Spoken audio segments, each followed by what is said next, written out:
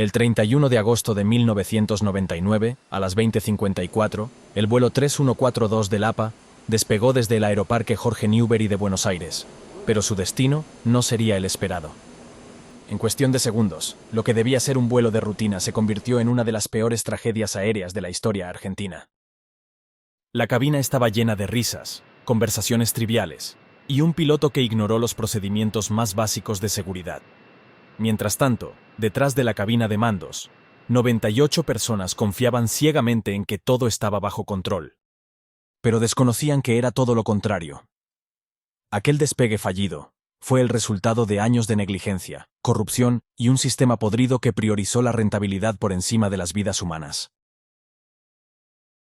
Esta es la historia del vuelo 3142 del APA, una historia real, aterradora y tristemente evitable. En los años 90, Argentina atravesaba una etapa marcada por una profunda fiebre privatizadora.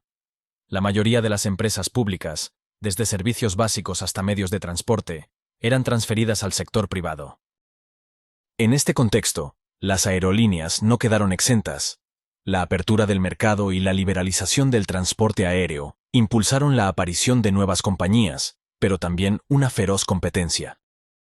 En medio de este escenario nació LAPA, Líneas Aéreas Privadas Argentinas, una empresa que prometía revolucionar el mercado aéreo con una oferta atractiva, modernidad, vuelos puntuales y precios bajos. Al principio, esa promesa pareció cumplirse. LAPA creció rápidamente y se consolidó como la segunda aerolínea del país, justo detrás de Aerolíneas Argentinas. Sus aviones comenzaron a verse en todos los aeropuertos principales, y muchos pasajeros confiaron en la marca gracias a su imagen renovada y a la publicidad que mostraba cabinas impecables y personal amable. Sin embargo, bajo esa apariencia atractiva, se escondía una realidad mucho más preocupante. Según investigaciones oficiales posteriores, la empresa había comenzado a recortar gastos en áreas clave como el mantenimiento de las aeronaves. Las revisiones técnicas, que deberían haberse hecho con estricta rigurosidad, empezaban a flexibilizarse para ahorrar tiempo y dinero. Por otro lado, la presión por mantener un elevado nivel de puntualidad y una alta frecuencia de vuelos llevó a que los turnos de los pilotos se alargaran considerablemente, superando en ocasiones los límites recomendados por las normativas internacionales. Esto provocaba fatiga y un riesgo añadido para la seguridad. Además, los procedimientos básicos de seguridad comenzaron a ser ignorados o minimizados. La prioridad era no perder competitividad en una industria donde la rapidez para despegar y aterrizar era premiada, mientras que el cumplimiento estricto de las normas era muchas veces considerado un obstáculo. Lo que agravaba aún más esta situación era la falta de control efectivo por parte de las autoridades regulatorias. Los organismos encargados de supervisar el sector aéreo, como la Administración Nacional de Aviación Civil, ANAC, ejercían una vigilancia débil y permitían que muchas irregularidades pasaran desapercibidas o fueran sancionadas con multas simbólicas que no frenaban las malas prácticas. La presión para que las aerolíneas mantuvieran sus vuelos a tiempo prevalecía sobre la prioridad que debería haberse dado a la seguridad.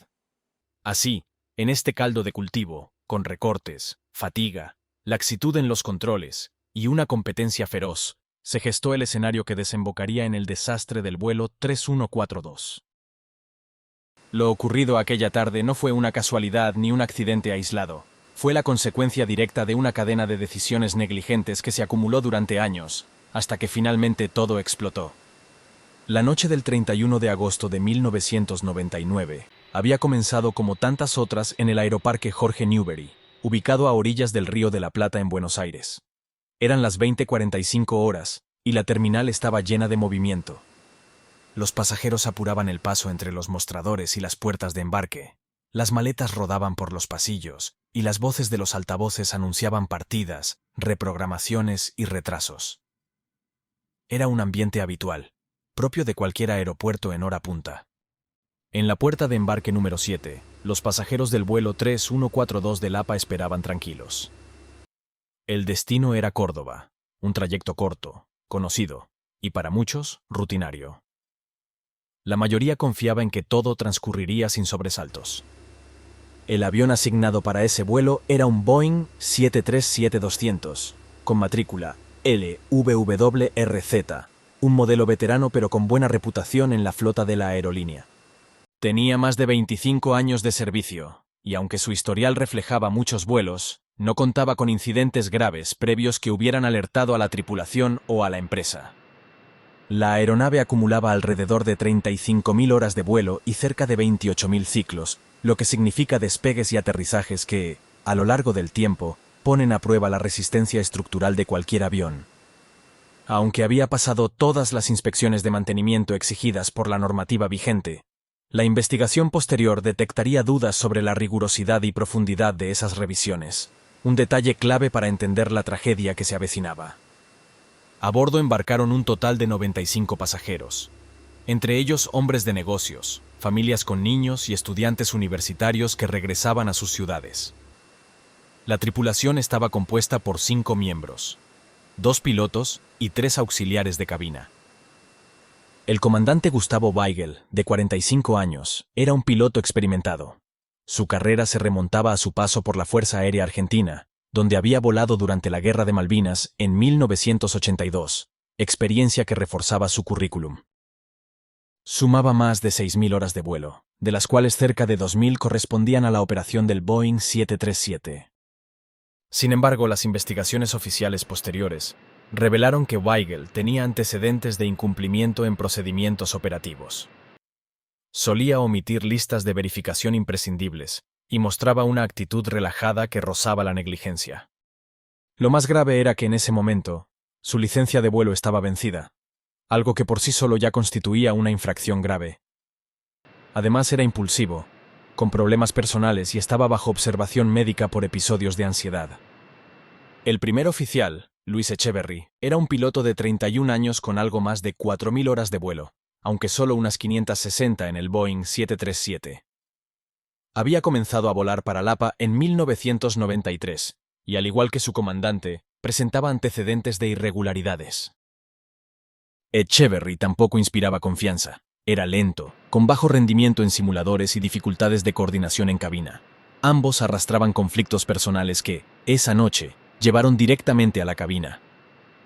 Por ejemplo, solía recitar las listas de verificación de memoria, sin realizar las comprobaciones físicas requeridas, y sus evaluaciones en simuladores mostraban deficiencias similares en la aplicación rigurosa de los protocolos de seguridad. Era un joven que estaba a punto de casarse, pero que cargaba con una disciplina operativa débil, factor que sumó al riesgo del vuelo. Las condiciones meteorológicas aquella noche eran ideales para volar. El cielo estaba despejado, la temperatura era baja y la visibilidad perfecta. Todo indicaba que el vuelo sería rutinario y sin complicaciones. En cambio, en la cabina de mando reinaba un ambiente excesivamente relajado, donde la actitud del comandante Weigel y del copiloto Luis Echeverry distaba mucho de ser profesional.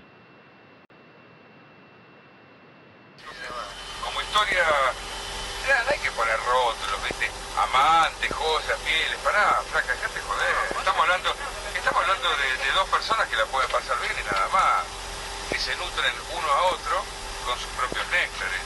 Bueno, pero el día que yo me ponga bien, no, Pero lógico, eso es lógico. Vos tenés todos los derechos del mundo. Si se plantea una relación donde cada uno tiene otras circunstancias, nadie tiene derecho a patalear. Antes de encender los motores, la conversación en la cabina no trataba sobre procedimientos ni seguridad, sino sobre reproches, malestares y quejas personales. Mientras tanto, intentaban seguir una lista de verificación que se entremezclaba con sus problemas privados. La cabina se transformó en un espacio de distracción absoluta. Lo más grave era que nadie, absolutamente nadie, estaba concentrado en los preparativos del avión. En ese ambiente excesivamente relajado, se pasó por alto un aspecto crucial. Los pilotos olvidaron activar los flaps y los slats, dispositivos aerodinámicos esenciales para aumentar la sustentación durante el despegue. Este error, fundamental en la preparación del avión, nunca debería haberse producido. Mientras tanto, en la cabina de pasajeros, los auxiliares realizaban las últimas comprobaciones de seguridad. Vamos, 3142. Vamos. ¿Va, Walter? Sí. 6288. 52, informe liberando 3000. Le corté. ¿Sí, está, Chichi? No ignition. Transponder. Activado. Control live. Conectate. La chica. Sensei. ¿Presentaste ya? No, vos. Tripulación de camino que por supuesto para el despegue. A las 20:53, el Boeing comenzó a moverse lentamente por la pista 13 del aeroparque, alineándose para despegar. Desde la torre de control, todo parecía normal, pero mientras avanzaban por la pista, de repente en la cabina de mando comenzó a sonar una alarma insistente y penetrante. Despegamos 1-2. Despegamos. Correcta, derecha del piso. Bueno.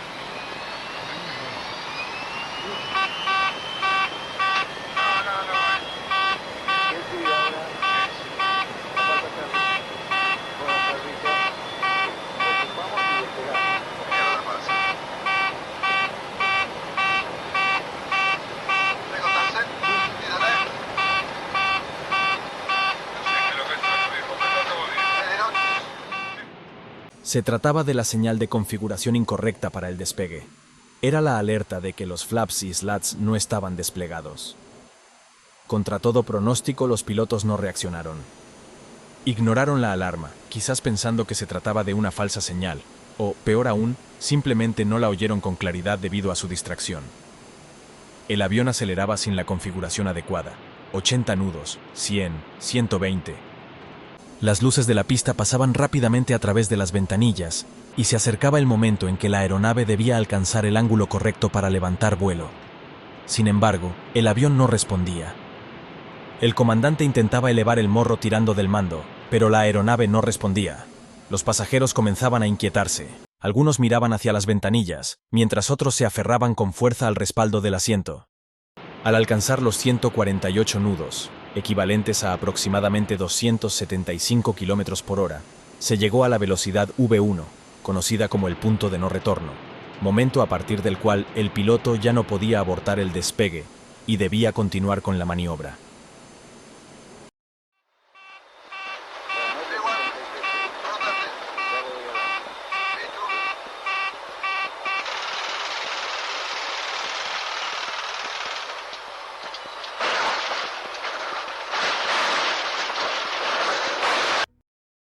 A pesar de que aplicaron los frenos con máxima fuerza y activaron la reversa de los motores, el avión seguía sin poder detenerse. Salió despedido de la pista y rompió la antena del sistema de aterrizaje, para luego chocar contra la verja perimetral del aeropuerto. Después, la aeronave derribó una parada de autobús, impactó contra 2 coches, 2 excavadoras y, finalmente, contra una planta reguladora de gas ubicada en las inmediaciones. Fue entonces cuando llegó lo peor: un incendio masivo. El avión transportaba aproximadamente 8.500 kilos de combustible, que se derramaron sobre el lugar del impacto. La fuga de gas de la planta reguladora agravó aún más el fuego, que se propagó rápidamente y envolvió al fuselaje en llamas. El caos fue absoluto. Se oían gritos, el fuego crepitaba, y la confusión reinaba entre pasajeros y tripulación. Muchos no entendían qué acababa de pasar, otros no tuvieron tiempo para reaccionar. Algunos lograron escapar entre las llamas, pero otros quedaron atrapados por el humo, las llamas o los cinturones de seguridad. La tragedia dejó un saldo de 65 víctimas mortales, entre ellos los 2 pilotos, la comisario de a bordo, 60 pasajeros y 2 personas que estaban fuera del aeropuerto. Otras 15 personas resultaron gravemente heridas y con secuelas emocionales que durarían toda la vida. Solo 6 personas salieron ilesas. Fue una de las tragedias más letales en la historia de la aviación argentina. El avión quedó completamente destruido. El fuego fue tan intenso que no dejó margen para rescates en la zona delantera. Las imágenes posteriores mostraban una escena de guerra, hierros retorcidos, humo, gritos, y una pregunta que todos se hacían: ¿cómo pudo pasar algo así? La respuesta fue dolorosamente simple. Fue un error humano, evitable, inexplicable, mortal. Un accidente que no debería haber ocurrido y que, según la investigación oficial, se pudo y se debió evitar. Cuando los equipos de rescate y bomberos lograron apagar las últimas llamas, aún humeaba la estructura calcinada del Boeing. Pero la verdadera combustión, la que había hecho arder aquel avión antes de despegar, no estaba en los tanques de combustible. Estaba en los despachos, en los manuales no leídos, en las alertas ignoradas y en una cultura empresarial que había confundido velocidad con eficiencia. La investigación oficial comenzó de inmediato. La Junta de Investigación de Accidentes de Aviación Civil, JIAAC, lideró el trabajo junto con expertos internacionales. Lo que encontraron fue más perturbador que un simple error humano. Porque sí, hubo errores humanos. Pero no fueron casuales. Fueron casi inevitables dentro del sistema en que operaba LAPA. En primer lugar, estaba la configuración incorrecta del avión. Los flaps y slats no se habían desplegado. Sin ellos, el avión no podía generar la sustentación necesaria para despegar. Lo más grave fue el sistema de alarma de configuración, que aunque funcionó correctamente, este fue ignorado. La señal acústica sonó durante más de 14 segundos, pero nadie la atendió. ¿Por qué ignoraron los protocolos además de la alerta? La respuesta comenzó en la cabina de mando. El comandante Weigel contaba con antecedentes disciplinarios por incumplimientos operativos, e incluso se le había recomendado someterse a un examen psicológico. Sin embargo, continuaba en activo como piloto. El primer oficial, Echeverry, contaba con menos experiencia y, según los informes, tenía dificultades para cuestionar a sus superiores. La dinámica entre ambos era poco profesional, permisiva y desorganizada. La grabación de la cabina reveló conversaciones banales, risas y una total ausencia de protocolo en los minutos previos al despegue. Pero no solo ellos tenían responsabilidad. La cultura organizacional del APA permitía, e incluso en ocasiones fomentaba, ese tipo de conductas. Se valoraba la rapidez y se toleraban las omisiones. Varios pilotos habían reportado problemas similares, y pese a las alertas internas y externas, la empresa no tomó medidas. LAPA permitió que 2 profesionales con antecedentes preocupantes compartieran cabina sin una revisión adecuada. La alarma que podía haber salvado 65 vidas no fue ignorada por el avión, sino por las personas al mando. El informe final fue demoledor.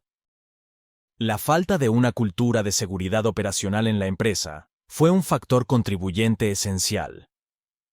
El accidente no fue fruto de una mala noche, sino el desenlace de una cadena de negligencias, tolerancias, decisiones erróneas y controles fallidos. Como suele ocurrir en estos casos, la mayoría de las piezas del dominó ya estaban cayendo mucho antes de que el avión acelerase en la pista de despegue.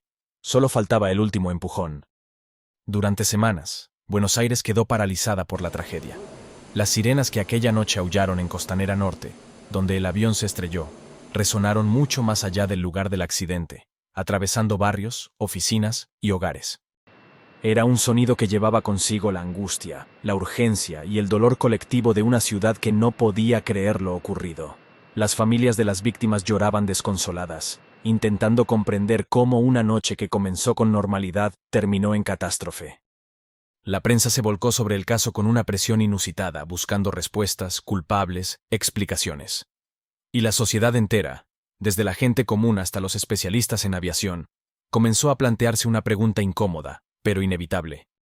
¿Quién era el verdadero responsable de esa tragedia? Al principio, la atención se centró en los pilotos, especialmente en sus fallos evidentes y su comportamiento negligente. La opinión pública señalaba a Weigel y Echeverry como los principales culpables. Sin embargo, pronto quedó claro que reducir la tragedia a un error individual sería una simplificación peligrosa.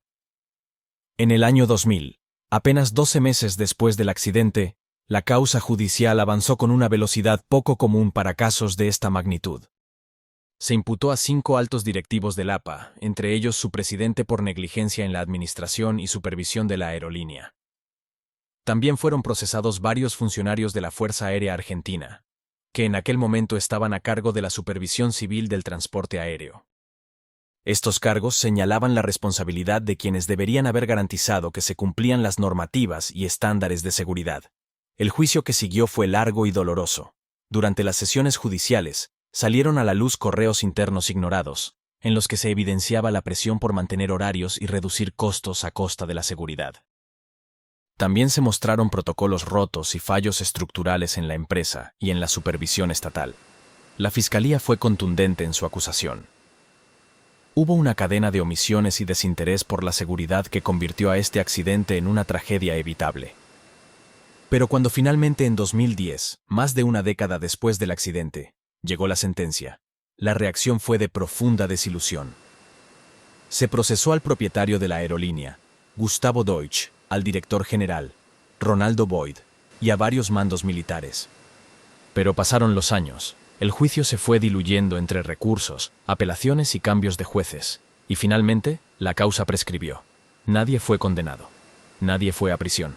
Y para las familias de las víctimas, el vuelo 3142 se convirtió también en el símbolo de otra tragedia, la del olvido judicial.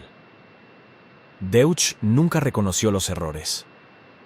Alegaba que el mantenimiento era perfecto y que el piloto se equivocó. Según él, eran cosas que pasaban, frases frías que no encajaban con la magnitud del desastre. Y mientras tanto, las familias jamás recibieron un contacto directo ni un gesto real de apoyo. Pero el destino es caprichoso. Años después, en 2014, el propio Deutsch murió junto a su esposa al estrellarse con su avión privado en una zona residencial del Gran Buenos Aires. Era el mismo modelo que tantos de sus pilotos volaron bajo presión. Esta vez, el accidente fue suyo. Para los familiares de las víctimas, esta falta de condenas ejemplares fue como vivir una segunda tragedia. Muchos de ellos se organizaron en asociaciones de apoyo mutuo y lucha por la memoria y la justicia. Durante años, trabajaron incansablemente, no solo para reclamar sanciones, sino también para preservar la memoria de quienes habían perdido, y para que nunca más se repitiera un accidente similar. Gracias a su esfuerzo y presión social, se lograron importantes cambios en la aviación argentina. Se modificaron normativas de seguridad, se reforzó la supervisión estatal y se implementaron nuevas políticas orientadas a mejorar la cultura organizacional dentro de las aerolíneas comerciales. Estos avances, aunque tardíos, marcaron un antes y un después en la gestión de la seguridad aérea en el país, pero el precio pagado fue altísimo. Cada año, en cada audiencia, en cada acto conmemorativo, seguían apareciendo las fotos de las 65 personas que no sobrevivieron a aquel vuelo. Sus rostros recordaban a todos que, aunque el humo se disipó y las llamas se apagaron, la herida nunca terminó de cerrarse. Aquel 31 de agosto de 1999, a las 20:53, no fue simplemente una fecha en el calendario.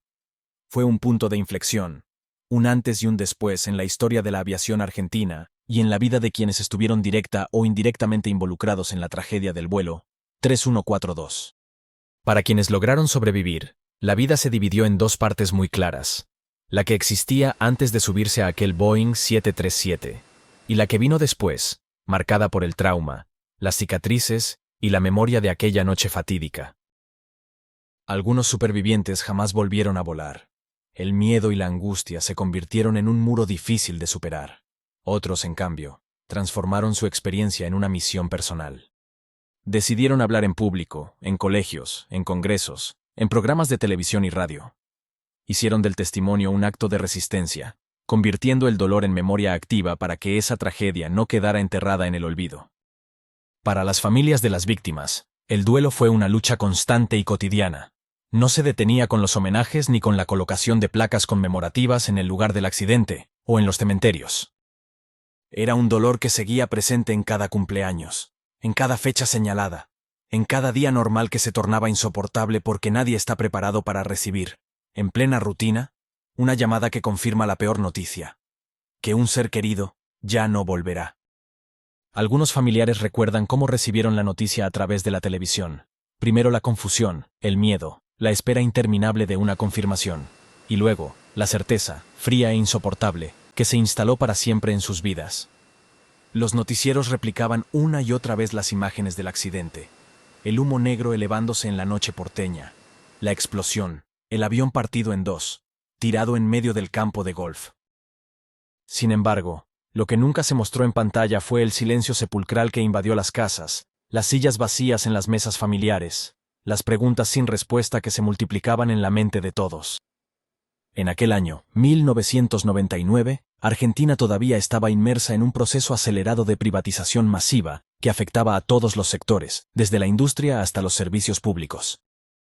Lo ocurrido con Lapa fue también un reflejo de esa época.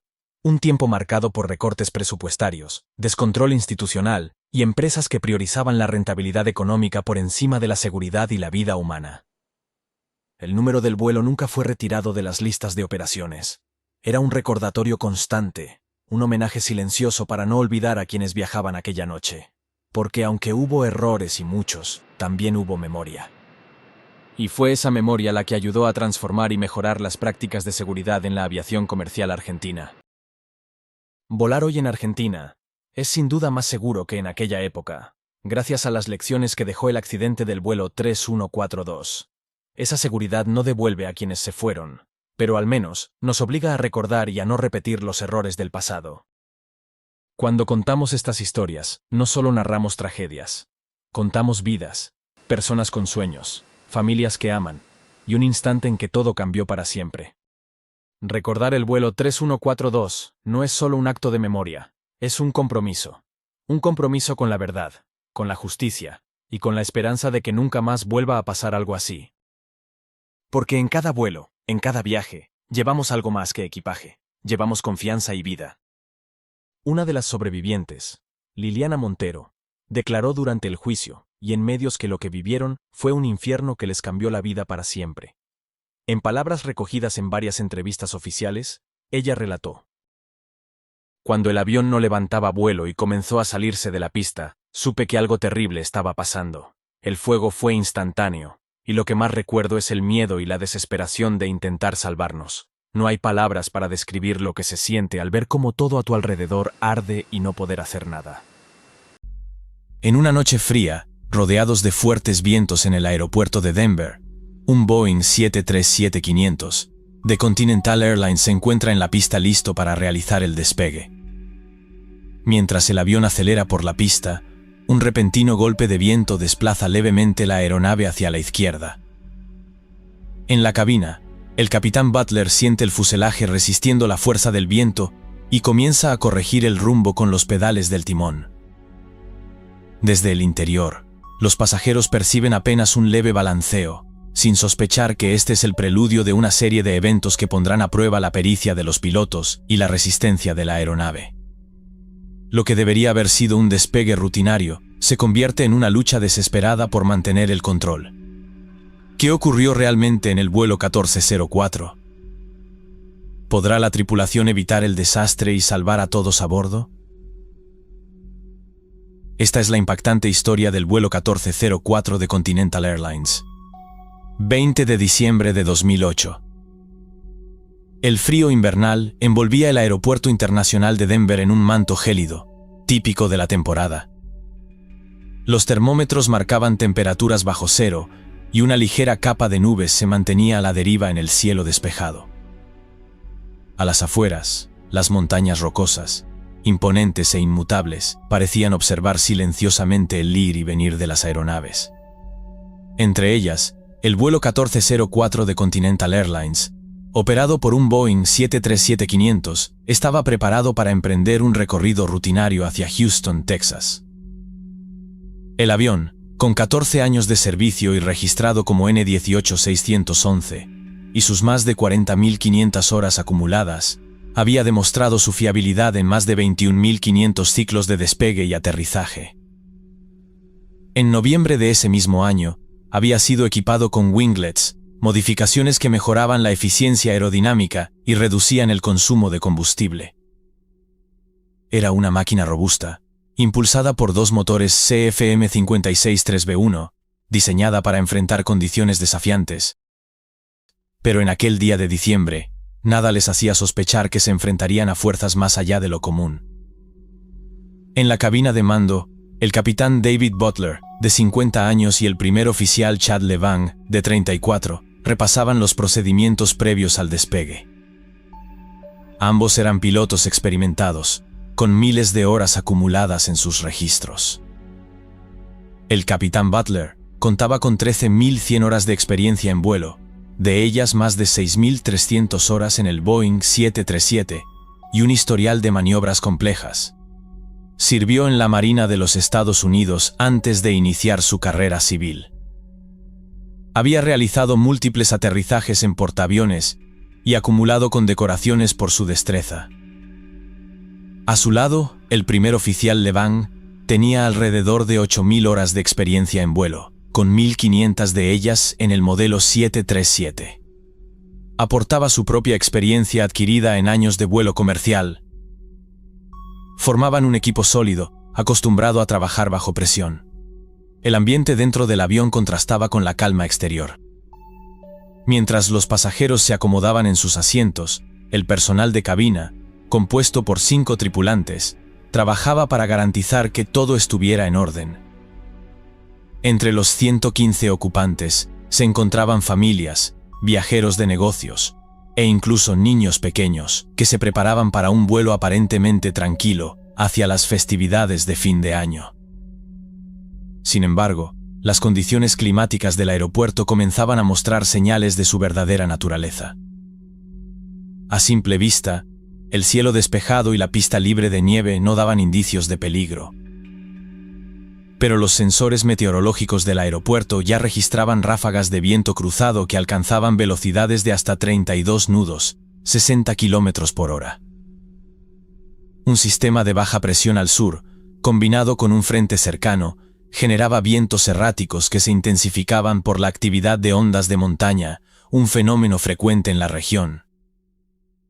En la torre de control, los reportes meteorológicos oficiales indicaban vientos de 270 grados a 27 nudos, 50 km por hora, dentro de los límites operativos del Boeing 737 y bien conocidos por los pilotos. Sin embargo, estos valores promediados no reflejaban toda la violencia de las ráfagas que barrían la pista. Momentos antes, un sensor cercano había registrado un pico de 36 nudos, 67 km por hora, muy por encima de lo reportado oficialmente. Esta discrepancia no era inusual, pero sí significativa para la tripulación. A las 6:18 de la tarde, el controlador de la torre autorizó al vuelo 1404 para alinearse y despegar desde la pista 34R. Este era un procedimiento habitual, repetido innumerables veces por aviones similares, pero las circunstancias meteorológicas del día añadirían un nivel de complejidad inesperado. Con una orientación de 350 grados, debía soportar vientos procedentes del oeste-noroeste, creando una fuerte componente cruzada que exigía máxima precisión. El capitán Butler ajustó los controles con la pericia que lo caracterizaba, consciente de la importancia de mantener la trayectoria recta en la fase inicial de la carrera de despegue. Mientras tanto, el primer oficial Levin se concentraba en monitorizar los motores, asegurándose de que ambos proporcionaran la potencia necesaria para alcanzar la velocidad de rotación. Ambos sabían que la coordinación y el enfoque serían cruciales. Los motores rugieron mientras el Boeing 737 empezaba a rodar por la pista cobrando velocidad. En el interior, los pasajeros apenas notaban el aumento de la vibración y ruido, confiando plenamente en la tripulación y en la tecnología que los transportaría a Houston. Afuera, el viento continuaba soplando con fuerza, azotando el avión de manera irregular. La tranquilidad del aeropuerto ocultaba el desafío que el vuelo estaba a punto de enfrentar. El avión aceleraba rápidamente, pasando de 50 a 60 nudos, 90 km/h a 110, cuando las primeras señales de inestabilidad comenzaron a manifestarse. El viento, que hasta entonces había sido firme pero manejable, comenzó a golpear el fuselaje con una fuerza irregular. Butler sintió una leve desviación hacia la izquierda e inmediatamente presionó el pedal derecho del timón para corregir la trayectoria. Sus inputs fueron precisos y obtuvieron el resultado deseado, alcanzando un 88% de desplazamiento máximo, lo suficiente para contrarrestar la mayoría de vientos cruzados en condiciones estándar. Pero este no era un día normal. A medida que la aeronave alcanzaba los 90 nudos, 165 km/h, una ráfaga de viento más fuerte que las anteriores sacudió violentamente el avión, empujándolo fuera del centro de la pista. El fuselaje entero tembló, y las luces de la pista comenzaron a desvanecerse hacia el lado derecho de las ventanillas. En ese momento, el primer oficial Levin anunció con voz tensa pero controlada: «Viento cruzado, 27 nudos, 50 kilómetros por hora. El capitán intensificó el uso de los pedales del timón, aplicando correcciones cada vez más pronunciadas, pero el viento parecía tener fuerza propia, más allá de los límites que cualquiera de los dos podía anticipar. En ese momento, el impacto con el terreno se volvió inevitable. El avión seguía avanzando, luchando contra la resistencia del suelo y el viento, mientras la tripulación hacía todo lo posible por controlar la situación. La calma había quedado rota. El vuelo 1404 enfrentaba ahora una crisis que ninguno de los presentes olvidaría jamás. El Boeing 737 de Continental Airlines, descontrolado, se sacudió con una violencia tremenda al abandonar la superficie pavimentada de la pista 34R. Las ruedas del tren de aterrizaje principal, diseñadas para rodar sobre el asfalto liso, no soportaron las irregularidades del terreno. Al avanzar a tan alta velocidad sobre el terreno helado y accidentado, el avión comenzó a vibrar con tal intensidad que el sonido resonó a través de todo el fuselaje, como un rugido mecánico que no podía ser ignorado. Dentro de la cabina de pasajeros, la tranquilidad inicial dio paso al caos. Los gritos se multiplicaron a medida que el pánico se extendía entre los ocupantes. Algunos pasajeros se aferraron con desesperación a los reposabrazos, mientras otros luchaban por mantenerse en sus asientos. Las maletas y los objetos personales comenzaron a caerse de los compartimentos superiores, cayendo al pasillo y golpeando a los pasajeros. Por si la situación no fuera lo suficiente desesperante, de repente, un fuerte olor a combustible y humo invadió la cabina, intensificando el pánico entre los pasajeros. En la cabina de mando, la situación era igualmente desesperada. El capitán Butler y el primer oficial LeBlanc luchaban con todas sus fuerzas para detener la inercia del avión. Las alarmas resonaban con una intensidad ensordecedora mientras ambos accionaban los frenos con la máxima fuerza posible, sintiendo la resistencia de los neumáticos insuficiente al deslizarse sobre el terreno. Las maniobras que en condiciones normales habrían estabilizado la aeronave no tuvieron efecto.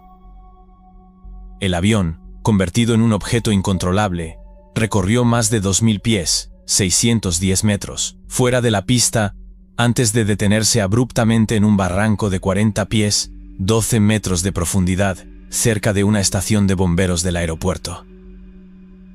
El impacto final fue brutal. La estructura del avión, a pesar de su resistencia, sufrió daños significativos. El fuselaje se sacudió violentamente, y el tren de aterrizaje delantero cedió ante la fuerza del golpe. Dentro de la cabina, el ruido de los motores disminuyó, dejando un silencio inquietante que fue interrumpido solo por los quejidos y sollozos de los pasajeros. A pesar del impacto, la tripulación reaccionó rápidamente. La tripulación de cabina, entrenada para responder en situaciones de emergencia, asumió el control. Aunque aturdidos por la intensidad del accidente, los sobrecargos comenzaron a dar instrucciones claras para iniciar la evacuación inmediata. Las puertas de emergencia se abrieron con rapidez, y los toboganes se desplegaron automáticamente. El frío invernal entró de golpe al interior del avión, mezclándose con el olor a humo procedente de los motores dañados. Uno a uno, los pasajeros comenzaron a evacuar, algunos deslizándose por los toboganes de emergencia con prisa, mientras otros tambaleaban sobre el terreno helado al salir del avión. La confusión inicial dio paso rápidamente a una organización improvisada.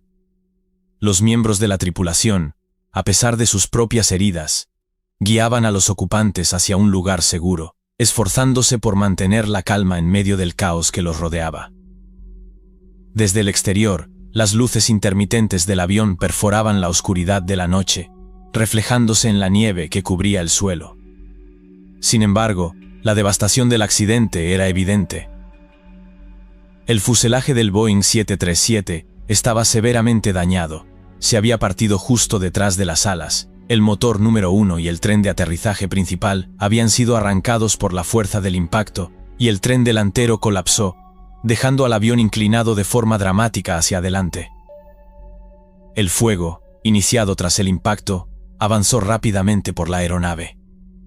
Las llamas envolvieron el avión, alimentadas por el combustible derramado, mientras el calor extremo provocaba que los compartimentos superiores del equipaje se derritieran, cayendo sobre los asientos y dejando a la vista una escena desoladora. Los equipos de emergencia del aeropuerto llegaron en cuestión de minutos, enfrentándose al fuego con determinación. Los bomberos desplegaron todas sus capacidades para sofocar las llamas y evitar que el incendio se propagara más allá del fuselaje. Sin embargo, las secuelas del accidente no dejaron a nadie indemne. De los 115 ocupantes a bordo, el capitán y 5 de los 110 pasajeros resultaron gravemente heridos. El primer oficial, 2 miembros de la tripulación de cabina y 38 pasajeros sufrieron heridas leves. Por otra parte, un miembro de la tripulación de cabina y 67 pasajeros, entre ellos 3 que llevaban niños en el regazo, resultaron ilesos. A pesar de la magnitud del impacto y del incendio, la falta de víctimas mortales es un hecho que resalta la eficacia del entrenamiento y la valentía de los pilotos y el personal de cabina. El vuelo 1404 había pasado en minutos de un despegue aparentemente rutinario a un episodio marcado por el caos y la resiliencia. El frío invernal y la oscura noche serían testigos de los momentos posteriores, donde la prioridad absoluta sería la seguridad y el cuidado de los supervivientes. Horas después del incidente, la Junta Nacional de Seguridad en el Transporte, NTSB, desplegó a sus equipos para iniciar una investigación que buscaría esclarecer las causas que ocasionaron la salida de la pista del vuelo 1404. Las luces intermitentes de los vehículos de emergencia iluminaban el terreno accidentado mientras los investigadores, equipados con herramientas de precisión y cámaras, documentaban cada detalle del lugar del accidente. Las marcas de neumáticos, el terreno levantado y los restos de la pista se convirtieron en piezas esenciales de un rompecabezas complejo que debía ser resuelto. El primer paso fue asegurar los registros clave del vuelo.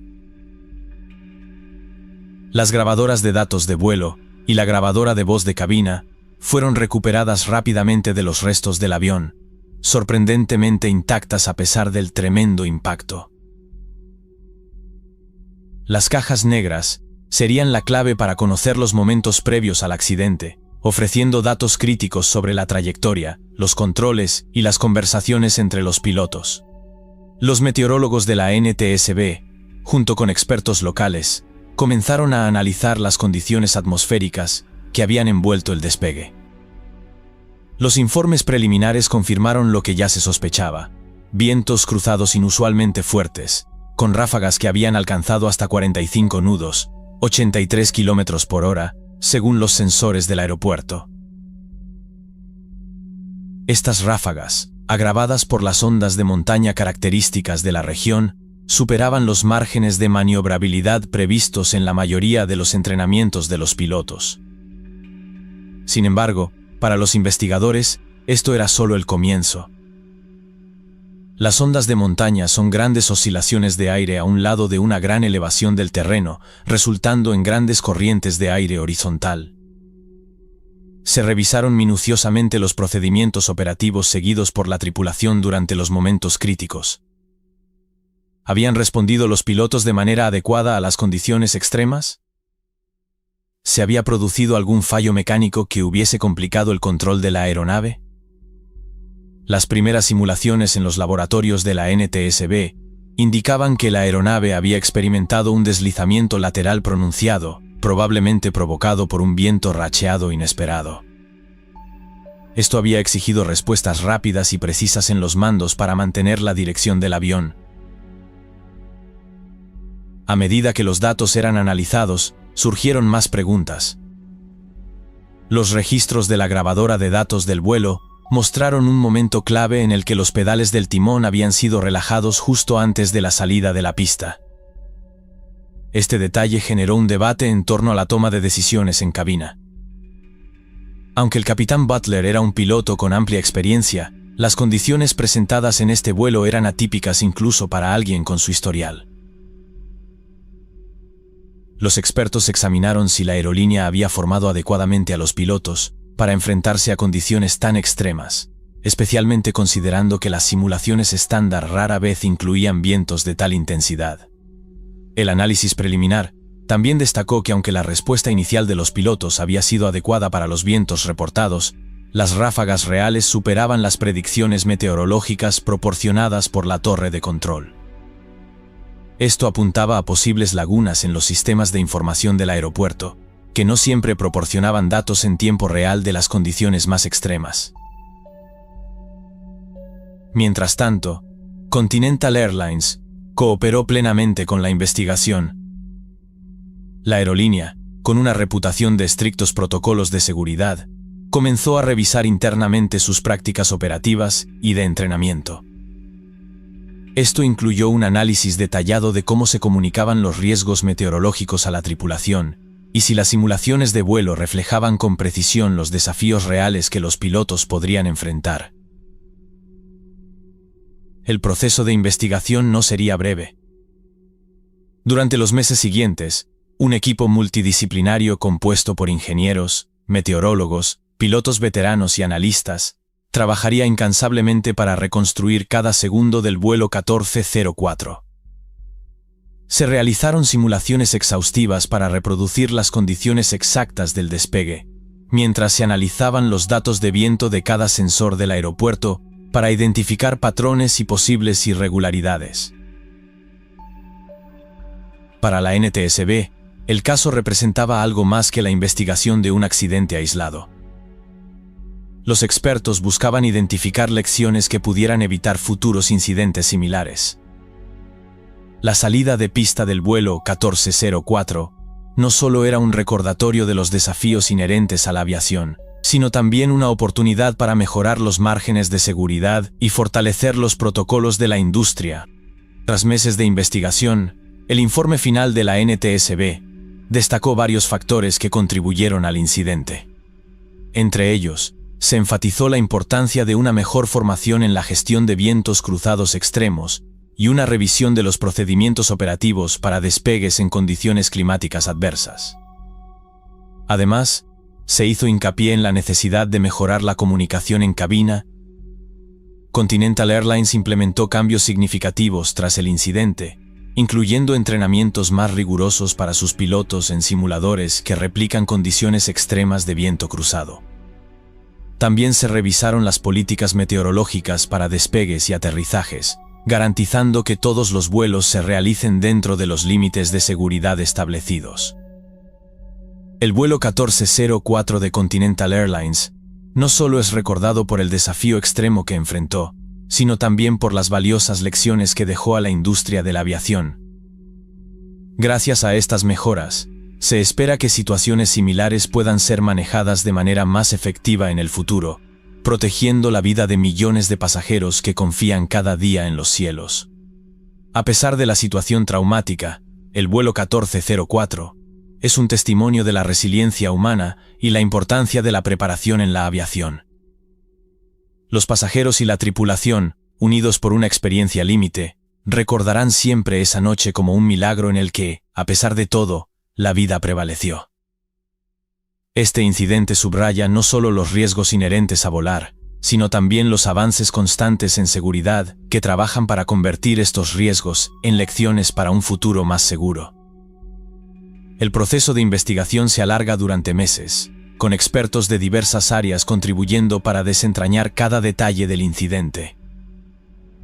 Mientras tanto, Continental Airlines colabora estrechamente con las autoridades, revisando sus propios protocolos para evitar que algo similar vuelva a ocurrir.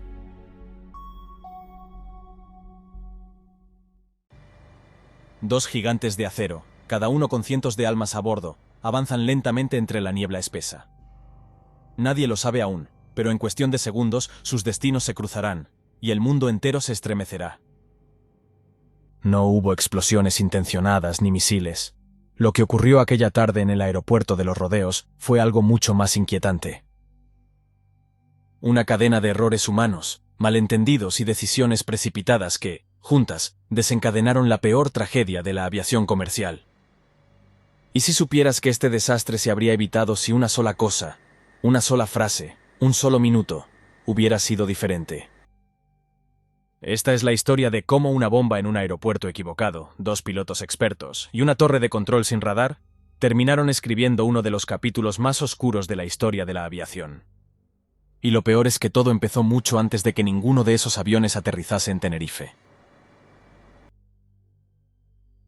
El sol caía sobre la pista del aeropuerto de Las Palmas. Entre el bullicio de turistas y empleados, 2 jóvenes caminaban con aparente tranquilidad hasta una pequeña floristería del vestíbulo. Nadie les prestó demasiada atención. Parecían 2 turistas más. Vestían como cualquiera y se movían sin prisa. Pero la realidad era que no estaban allí por las flores.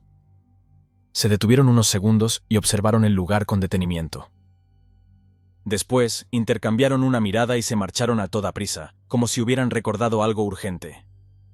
Sin saberlo, todos en aquel aeropuerto acababan de quedar atrapados en una cuenta atrás. Los 2 jóvenes habían dejado algo tras de sí. Era una bolsa con un artefacto casero en su interior. Y ese artefacto ya estaba contando los minutos. En la cabina del KLM 4805, al mando estaba el capitán Jacob Veldhuisen van Santen. Tenía 50 años y era uno de los pilotos más reputados de la compañía. Acumulaba más de 11.700 horas de vuelo, y además era instructor y jefe de pilotos de KLM para el Boeing 747. A su lado, el primer oficial Klaas Meurs, de 42 años, con cerca de 9.200 horas de experiencia, y el ingeniero de vuelo Willem Schroeder, de 48 años, y más de 17.000 horas. Una tripulación veterana, acostumbrada a operar bajo presión.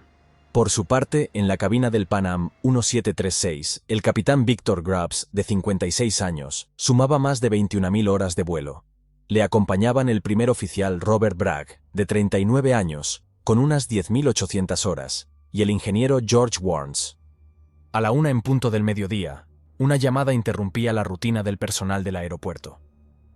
Una voz anónima, seca, amenazaba con algo concreto. Hay varias bombas colocadas en el edificio. Tenéis 15 minutos.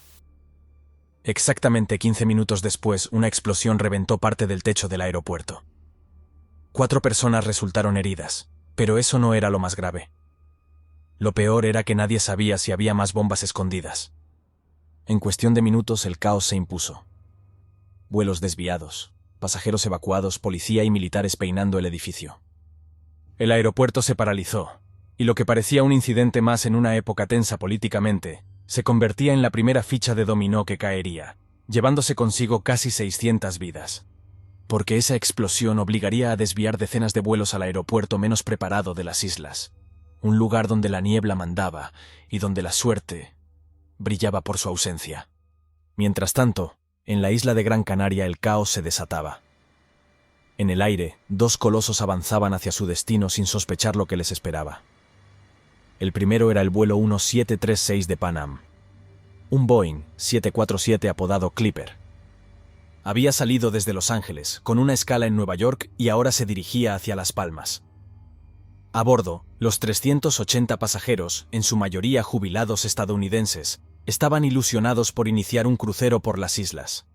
El segundo avión era el del vuelo 4805 de KLM, otro 747, esta vez procedente de Ámsterdam, también con dirección a Las Palmas. Este vuelo también iba completo, 234 pasajeros y 14 tripulantes. Al mando, una figura casi mítica en la compañía, Jacob van Santen. No solo era el capitán, también era el instructor jefe de KLM en este modelo de avión. Tenía prestigio, autoridad y una presión silenciosa que empezaba a crecer. Porque esa mañana, cuando despegaron, ninguno de los 2 vuelos sabía que jamás aterrizarían en su destino. Cuando los pilotos se acercaban al espacio aéreo canario, la noticia los golpeaba por radio. El aeropuerto de Las Palmas estaba cerrado por una amenaza de bomba. Fue entonces cuando el control del tráfico aéreos les daba una alternativa que pareció sencilla, pero que en realidad cambiará todo. Los 2 Boeing 747 debían desviarse a un aeropuerto más pequeño, ubicado entre montañas, donde las condiciones meteorológicas cambiaban en minutos y la niebla espesa podía tragarse un avión entero. Un lugar llamado Los Rodeos. El aeropuerto de Tenerife Norte conocido como Los Rodeos, no era un aeropuerto cualquiera. Estaba situado a más de 600 metros de altitud, en la parte norte de la isla, rodeado de colinas y bañado constantemente por una mezcla traicionera de humedad y niebla. La razón era simple. El Teide, el pico más alto de España, que actúa como un muro para los vientos del Atlántico. Cuando el aire húmedo choca con esa pared natural, asciende, se enfría y forma niebla densa en cuestión de minutos. Y no una niebla cualquiera. Esta aparece y desaparece como si tuviera vida propia. Puedes ver a 1 kilómetro, y segundos después no distinguir ni las luces de la pista. Los controladores lo sabían y los pilotos también. Las estadísticas hablaban por sí solas. Entre 1965 y 1968, se registró un accidente mortal por año en este mismo aeropuerto. Aún así, en 1977, Los Rodeos seguía operando, a pesar de que ya se había construido un aeropuerto nuevo en el sur de la isla, más seguro y con mejor clima. ¿Por qué no se utilizaba? La respuesta era tan frustrante como habitual. Política, burocracia, intereses enfrentados. Mientras tanto, los aviones seguían operando en un aeropuerto sin radar de superficie, con señales limitadas y un historial negro que muchos preferían ignorar. Y aquel día no solo estaban programadas las llegadas de Pan Am y KLM. Debido a la bomba colocada en el aeropuerto de Gran Canaria, decenas de vuelos fueron desviados a un lugar que no estaba preparado para recibirlos. Con la plataforma colapsada y las calles de rodaje bloqueadas, los controladores, que apenas contaban con visibilidad directa desde la torre, comenzaron a hacer auténticos malabares para mover aviones del tamaño de un edificio. Con cada minuto que pasaba, la niebla sobre el aeropuerto se volvía más densa, ocultando no solo las pistas, sino también la delgada línea que separaba la normalidad del desastre. En tierra la situación empezó a torcerse. El primero en aterrizar en Los Rodeos fue el Boeing 747 de KLM. Al mando estaba Jacob Van Santen, un comandante respetado y experimentado. Confiado en que la parada sería breve, decidió mantener a los pasajeros a bordo. Pero los minutos pasaron, y la reapertura de Gran Canaria no llegaba. Tras unos 20 minutos de incertidumbre, Van Santen aceptó que la espera iba para largo. Poco después, fue el turno del Pan Am. Su gigantesco 747 también tomó tierra en Los Rodeos, siguiendo la misma ruta de desvío. La tripulación, al ver que la espera se alargaba, intentó hacer lo mismo que sus colegas de KLM, dejar que los pasajeros bajaran a estirar las piernas. Pero se encontraron con un problema inesperado. El pequeño edificio terminal ya estaba abarrotado con los pasajeros del vuelo holandés. No había espacio para nadie más, así que no les quedó otra opción que permanecer a bordo. El ambiente dentro del avión era extraño, una mezcla de incomodidad y resignación. Pero todavía no había señales de alarma. Algunos pasajeros incluso fueron invitados a subir a la cabina, curiosos por ver el interior del 747. Todo parecía bajo control, al menos por el momento. A bordo del KLM, la historia era distinta. Van Santen y su tripulación no estaban solo pendientes del tiempo de espera.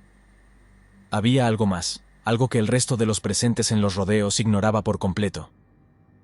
La legislación holandesa había cambiado recientemente, y con ella, las normas sobre las horas máximas de trabajo para las tripulaciones. Las nuevas reglas eran estrictas. Si un piloto excedía ese límite, se arriesgaba a sanciones graves, incluso a enfrentarse a un juicio. El reloj no se detenía, y cada minuto que pasaban en tierra acercaba a la tripulación a ese umbral. La presión comenzaba a crecer, silenciosa, implacable. Pero aún nadie lo veía venir. Van Santen tenía prisa, su familia le esperaba en casa, y cada minuto que pasaban en tierra alejaba la posibilidad de regresar esa misma noche a Ámsterdam. Sabía que si acababan atrapados en Las Palmas sin margen de maniobra, el día terminaría con la tripulación superando el límite legal de horas, y eso era algo que no podía permitirse. Así que tomó una decisión que, en ese momento, parecía lógica y eficiente, pero que más tarde resultaría fatal. Decidió aprovechar la espera para repostar por completo el avión. Una maniobra sencilla y rutinaria, pero que sellaría el destino del vuelo. La idea parecía inteligente. Salir de Tenerife con todo el combustible necesario para volver directo a casa, sin perder tiempo en Gran Canaria. Pero nadie, en ese momento, pensó en lo que eso implicaba realmente. Más peso, mayor velocidad de despegue y una pista que necesitaría cada metro si algo salía mal. Y como si fuera una broma cruel del destino, justo después de que comenzara el repostaje, Las Palmas reabrió. Pero ya era demasiado tarde. El enorme KLM seguía anclado al suelo, conectado a las mangueras, sin ninguna posibilidad de moverse. El Pan Am, que podría haber salido antes, no podía maniobrar, ya que el KLM bloqueaba la salida. Lo que en un principio parecían simples decisiones operativas comenzaba a transformarse en una trampa. Y lo más inquietante de todo era que nadie parecía verlo venir. Las Palmas ya estaba operativo, pero en los rodeos nadie se movía. El KLM seguía cargando combustible y el Pan Am esperaba detrás, sin posibilidad de avanzar. Mientras tanto, la niebla empezaba a descender sobre el aeropuerto como una manta espesa, envolviéndolo todo en un silencio cada vez más inquietante. Lo que había empezado como un día despejado se transformó, en cuestión de minutos, en una escena fantasmagórica. La visibilidad cayó en picado. En un momento los pilotos pasaron de ver cientos de metros a no ver nada. Las nubes bajas se deslizaban sobre el aeropuerto, apareciendo y desapareciendo sin aviso, cubriendo la pista por completo.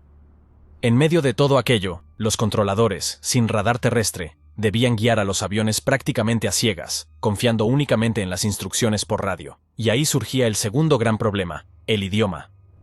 Aunque el inglés era el idioma oficial, tanto los controladores como varios pilotos hablaban con acentos marcados, lo que convertía mensajes que debían ser claros y precisos en frases ambiguas, mal pronunciadas, mal leídas, o peor aún, mal entendidas.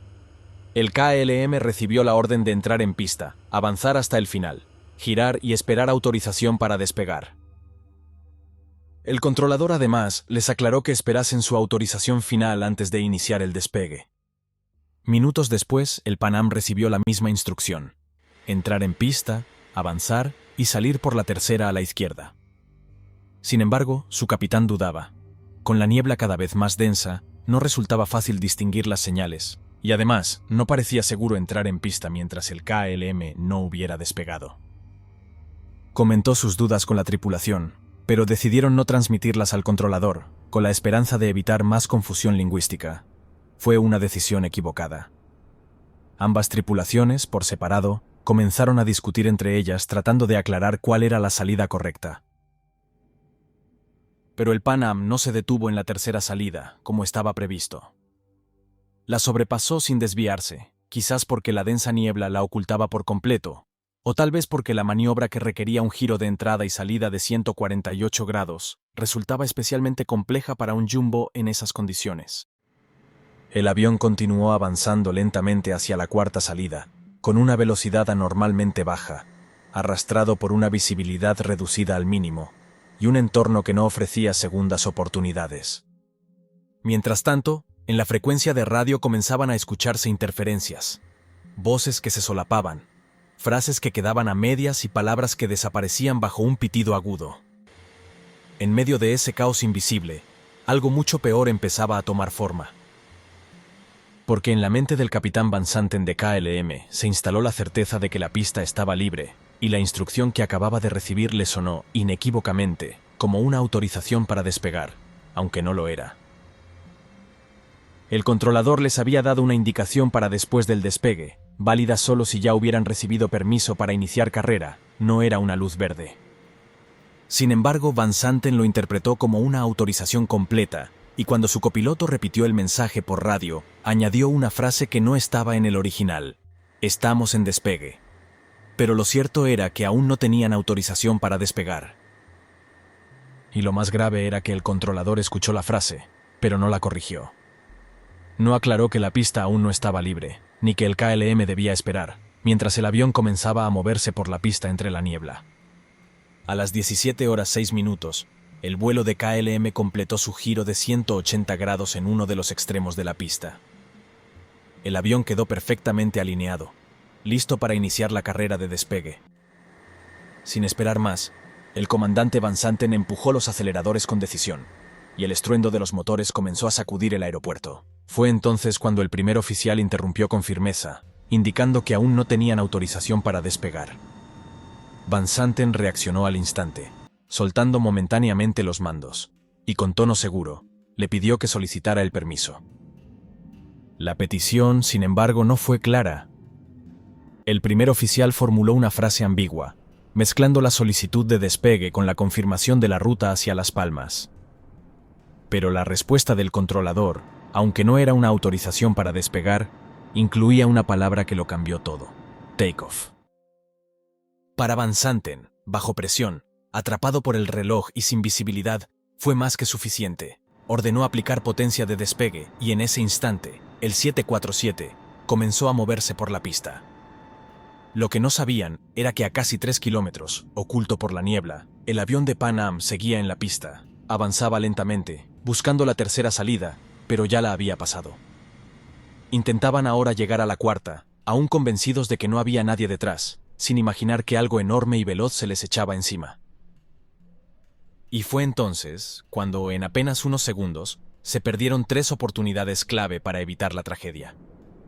La primera, el controlador, confundido, respondió: «Ok, espere para despegar», creyendo que el KLM solo pedía permiso para posicionarse. La segunda, el primer oficial de vuelo de Pan Am avisó por radio, indicando que estaban todavía en la pista. Pero su mensaje coincidió con otra transmisión. Hubo interferencias, solo se escuchó un pitido. En la cabina del vuelo 4805 de KLM, lo único que escucharon fue un simple «ok». La tercera oportunidad llegó cuando el ingeniero de vuelo del KLM, atento y visiblemente inquieto, preguntó si el otro avión seguía todavía en la pista. Pero el capitán Van Santen, convencido de que estaba libre, respondió sin titubeos que la pista estaba despejada. La realidad es que el Boeing 747, del vuelo 1736 de Pan Am, aún seguía en la pista, oculto por la niebla. En ese momento, el avión de KLM avanzaba a 260 km por hora por la pista, sin margen para rectificar. Desde la cabina del vuelo de Pan Am, el capitán Grubbs distinguió unas luces a lo lejos, entre la niebla. Inicialmente pensó que no se movían, pero en cuestión de segundos, el primer oficial, Robert Bragg, rompió el silencio con una exclamación desesperada. ¡Ahí está! ¡Míralo! ¡Maldita sea! ¡Ese hijo de viene! El capitán Grubbs reaccionó de inmediato y sin perder ni un segundo gritó con voz urgente: ¡Fuera! ¡Fuera! Giró el avión con todas sus fuerzas, intentando sacarlo de la pista y llevarlo a la hierba. Aceleró a fondo, pero con más de 340 toneladas de peso, el 747 apenas respondió. Se desplazaron unos metros, pero no lo suficiente. En la cabina del vuelo de KLM, Van Santen ya había oído el aviso de V1, la velocidad de decisión. Justo en ese momento, estaba a punto de rotar, o despegar del suelo, cuando de pronto, una silueta emergió entre la niebla, justo en medio de la pista. Sin pensarlo, tiró con fuerza de los mandos, pero lo hizo demasiado fuerte, y la cola del avión golpeó el asfalto con violencia, dejando tras de sí una estela de chispas. El 747 logró elevarse, pero no lo suficiente. El motor número 4 del avión de KLM impactó de lleno contra la parte superior del fuselaje del Pan Am, atravesando la cabina de primera clase como si fuera papel, mientras el tren de aterrizaje golpeaba el lomo del avión estadounidense, arrancando la deriva, también conocida como estabilizador vertical o aleta vertical, y partiendo la cola. En cuestión de segundos, la parte trasera del Pan Am quedó completamente destruida. El avión de KLM, aún en el aire aunque por solo unos metros, perdió sustentación, cayó sin tren de aterrizaje y se arrastró más de 300 metros por la pista antes de estallar en una bola de fuego. Las llamas devoraron la aeronave en el acto, y no hubo supervivientes. Las 248 personas a bordo, todos los pasajeros y toda la tripulación, perdieron la vida. En el Boeing de Pan Am, el horror también fue absoluto. El impacto destrozó la parte frontal y muchas personas murieron al instante. Pero increíblemente, la cabina resistió. Los 3 pilotos permanecían con vida, atrapados entre los restos de metal y fuego. El ingeniero de vuelo trató de localizar los controles de emergencia, pero la parte superior del techo había desaparecido. Algunos pasajeros lograron escapar, no por las salidas principales, que quedaron deformadas, sino por huecos abiertos por la violencia del golpe. Varios saltaron desde una altura de casi 6 metros al asfalto, mientras otros lograron escapar por las alas o a través de un agujero en el techo trasero. De los 396 ocupantes del Pan Am, solo 61 sobrevivieron. A lo lejos, la torre de control seguía ajena a lo ocurrido, sin visibilidad debido a la niebla, por lo que aún no eran conscientes del desastre. Sin radar ni visión directa, la alarma solo se activó cuando otro avión informó de un resplandor entre las nubes. Los bomberos avanzaban con lentitud, casi a ciegas, y lo primero que percibieron fue el calor. Después, el horror. Primero encontraron el avión de KLM, completamente envuelto en llamas y sin ninguna posibilidad de ser salvados. Después, lo inesperado, el avión de Pan Am también ardía en llamas, pero aún quedaban personas con vida.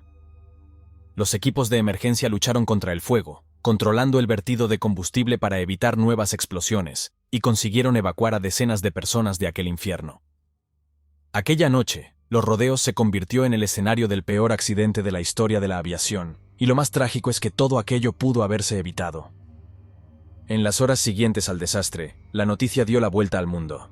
El accidente aéreo más letal jamás registrado sin relación con terrorismo había dejado 583 víctimas mortales. La investigación comenzó de inmediato, y lo primero que hicieron los equipos fue recuperar las cajas negras de ambos aviones, las grabadoras de voz, los datos de vuelo y todos los registros que guardaban la información clave de la tragedia. El informe final, elaborado por las autoridades españolas, fue claro y directo. La culpa principal recaía sobre el capitán de KLM, Jacob Van Santen. El documento señalaba 4 errores fatales. 1. Inició el despegue sin autorización clara. 2. No se detuvo cuando la torre le dijo que esperara. 3. Ignoró el aviso de que el otro avión seguía en pista. Y 4. No escuchó a su propio ingeniero de vuelo, que lo puso en duda en el último segundo. En Países Bajos, el informe fue acogido con ciertos matices. Reconocieron la responsabilidad del capitán, pero también quisieron profundizar más. ¿Qué llevó a un piloto tan respetado y experimentado, instructor jefe, a tomar una decisión tan catastrófica? Ahí es donde entraron en juego otros factores. La presión por las horas de vuelo. La cultura de cabina, donde cuestionar al comandante no era habitual. Y sobre todo, el caos en las comunicaciones. Interferencias, frases ambiguas, indicativos incorrectos, y una frase mal interpretada que no significaba lo que Van Santen creyó oír. También surgieron dudas sobre los propios controladores. En las grabaciones se detectaron pausas extrañas, ruido de fondo, e incluso se llegó a sugerir que alguno de ellos estaba viendo un partido de fútbol en mitad de su turno. Pero quizás lo más revelador no fue señalar culpables, sino lo que vino después, porque esta tragedia marcó un antes y un después en la aviación mundial. Desde entonces se prohibió el uso informal de la palabra take-off. Solo puede decirse cuando la autorización es definitiva. Se reforzaron los protocolos de cabina. Nació el concepto de CRM, gestión de recursos de tripulación, donde un copiloto puede y debe cuestionar al comandante si algo no cuadra. Se endurecieron los entrenamientos en condiciones de baja visibilidad. El capitán Van Santen, el hombre que cometió el error, había sido también el rostro de los anuncios de KLM. Tras su muerte, la compañía retiró todas sus campañas.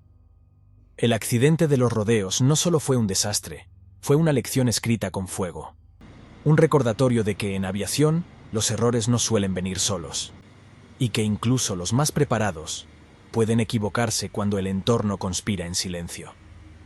El desastre de Los Rodeos fue el resultado de una cadena fatal de errores en un aeropuerto inadecuado, con mala visibilidad y comunicaciones confusas. Un cúmulo de fallos que nadie pudo prever ni detener a tiempo, con un precio altísimo en vidas. De aquella tragedia nacieron mejoras clave en seguridad, comunicación y diseño aeroportuario. Pero la pregunta de qué hubiera pasado si alguien hubiera actuado diferente sigue sin respuesta. Desde entonces, la aviación cambió para siempre.